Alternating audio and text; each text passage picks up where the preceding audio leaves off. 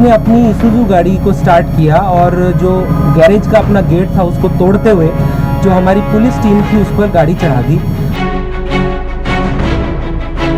आंदोलन भी होगा अगर वो समझे कि भाई एमएलए है। मैंने पहले भी निवेदन किया कि मैं एमएलए पद से नहीं डरता हूं, अगर लास्ट निर्णय लेना पड़े तो वो भी हम लेंगे, भले मैं सरकार में।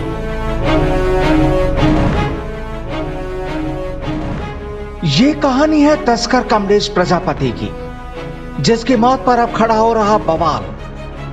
कमलेश प्रजापति मामले पर अब खड़े हो रहे सवाल। एनकाउंटर, साजिश, प्लानिंग या फिर कुछ और। एनकाउंटर एक वो शब्द जिसका नाम सुनते ही जहन में गूंजती है गोलियों की तड़तड़ाहट। पुलिस की भारी मौजूदगी और पुलिस के तमाम लाव लश्कर। लेकिन हाल ही में बाड़मेर में पुलिस ने तस्कर कमलेश प्रजापति को जिस तरह मौत की नींद सुलाया, उसके बाद तो पुलिस भी हाशिए पर आ गई है। तमाम तरह के सवाल, सियासत, आरोप प्रत्यारोप और बात अब तो दूर तलक भी पहुंच रही है। हाल ही में बाड़मेर इलाके में पुलिस ने अपनी फाइलों में दर्ज हिस्ट्री शीटर और तस्कर कमलेश प्रजापति को गोली मारकर मौत की नींद सुला डाला था।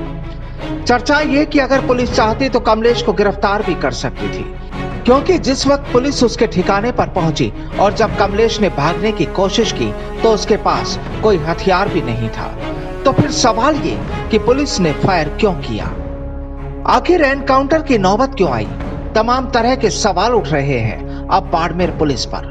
और हाल ही में जब पुलिस कार्रवाई का वीडियो वायरल हुआ तो पुलिस पर लग रहे आरोपों को और मजबूती मिल गई। और अब भाजपा नेताओं ने तो इस पूरे मामले पर सीबीआई जांच की मांग भी कर डाली। दरअसल कहा जा रहा है कि कमलेश को पकड़ने के लिए पुलिस जब उसके ठिकाने पर पहुंची तो उसने अपनी गाड़ी से भागने की कोशिश की, क्योंकि कमलेश को खबर लग चुकी थी कि पुलिस उसे गिरफ्तार करने पहुंच रही है। कमलेश ने अपनी ही गाड़ी से अपने गेट तोड़ डाले और पहले से ही सामने खड़ी पुलिस की गाड़ी को भी हिट किया। चलिए हम इस कहानी को आगे बढ़ाएं, उससे पहले बाड़मेर एसपी आनंद शर्मा साहब का एक बयान सुन लेते हैं, फिर करेंगे आगे की बात। इन्होंने वहां जाकर के उसका घेरा लगाया और उससे दरवाज़ा खोलने को कहा। ऐसा करने पर एक टीम ने फ्रंट गेट को कवर किया और एक ने बैक गेट को। तो उसने अपनी ईसुज़ू गाड़ी को स्टार्ट किया और जो गैरेज का अपना गेट था उसको तोड़ते हुए जो हमारी पुलिस टीम थी उस पर गाड़ी चढ़ा दी। इस प्रक्रिया उसको रोकने के लिए जो कोतवाली में ड्राइवर था उसने अपनी थाने की गाड़ी आगे की तो उसको भी उसने टक्कर मारी और हमारा हेड कांस्टेबल जो मेहाराम है वो उस गाड़ी के नीचे आ गया और वो उसको कुचलकर और बाकी टीम पर भी गाड़ी चढ़ाने का प्रयास कर रहा था। ऐसे में जो पुलिस टीम के साथ कमांडो था दिनेश, उसने फायर किए राउंड और उनमें से एक गोली कमलेश को लगी। उसके बाद हमने उसे न्यूट्रलाइज करके तुरंत उसको और मेहाराम को अस्पताल में भेजा। अस्पताल में गोली लगने से कमलेश की मृत्यु हो गई, जबकि जो मेहाराम हेड कांस्टेबल है वो अभी हॉस्पिटल में एडमिट है, अंडर ऑब्जर्वेशन है। अब आपने बाड़मेर एसपी आनंद शर्मा साहब को तो सुन दिया। पुलिस ने तमाम कार्रवाई का खुलासा भी कर दिया और बरामदगी का ब्यौरा भी दे दिया। लेकिन इस सब के बाद अब तस्कर कमलेश की पुलिस गोली लगने से हुई मौत के बाद सियासत भी गरमाने लगी है। इलाके के समाज विशेष और सियासत करने वालों में अब खाकी के खिलाफ गुस्सा है। अब यूं तो ये नेता कह रहे हैं कि उन्हें इंसाफ चाहिए, जो भी हुआ उसकी तफसील से जांच होनी चाहिए। बात सीएम साहब तक से भी हो चुकी है, लेकिन अगर सरकार ही उन्हें हल्के में लेती है तो वो गलत है। जरा सुनिए एमएलए मदन लाल प्रजापति साहब को। अगर वो सही है तो उनको साथ में रखकर विश्वास में लेने की क्या तकलीफ थी। और ये गैप जो हुआ है, इतना बड़ा 2-3 घंटों का जो गैप है, अब कैमरा तो देखने के बाद में मजिस्ट्रेट जांच होगी कि भाई वास्तविक कैमरे सही है, उसमें आ जाएगा। बाकी उनके आदमी हिरासत में जो उनका साथ में हमेशा रहते लेन देन है, वो बात उनसे खुलासा हो जाएगा। दूध का दूध, पानी का पानी हो और न्याय मिले। हम तो न्याय के पक्षधर हैं। न्याय नहीं मिला सर, आंदोलन हो सकता है। ये कहने की क्या बात है?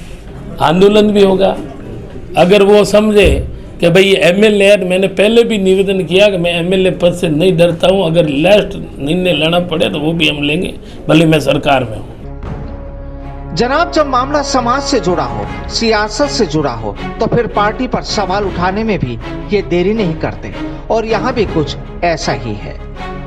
दरअसल कमलेश प्रजापति एनकाउंटर मामले में पुलिस का जो चेहरा सामने आ रहा है वो वाकई कई सवाल खड़े करता है, क्योंकि यहाँ सीसीटीवी तस्वीरें ही कहानी का असल राज खोल रही है। अब यहाँ सवाल ये नहीं कि कमलेश को क्या सजा मिलनी थी, लेकिन इतना जरूर है कि जिसके पास हथियार ही नहीं बताए जाते और अगर उसी के खिलाफ पुलिस हथियारों का इस्तेमाल करती हो तो फिर सवाल खड़े होना भी लाजमी है। इन तमाम तस्वीरों को देख आप खुद भी समझ जाएंगे कि आखिर पुलिस और कमलेश के बीच लिखी गई कहानी का ताना बाना आखिर कैसे तैयार किया गया होगा। बताया जाता है कि तस्कर कमलेश लंबे वक्त से मादक पदार्थों की तस्करी में लिप्त था और कम वक्त में ही उसने काफी कमाया भी था और सूत्र तो ये भी बताते हैं कि कमलेश की पुलिस में भी काफी अंदर तक पैठ थी और शायद यही वजह रही कि कमलेश पहले कभी कभार ही पुलिस के शिकंजे में आया हो। लेकिन इस बार तस्वीर कुछ पलट गई। तस्कर की तो मौत हो गई या यूं कहें कि उसे मौत दे दी गई, लेकिन कानून अपनी जगह रखता है। कमलेश की मौत पर अब सियासी जामा भी चढ़ने लगा है।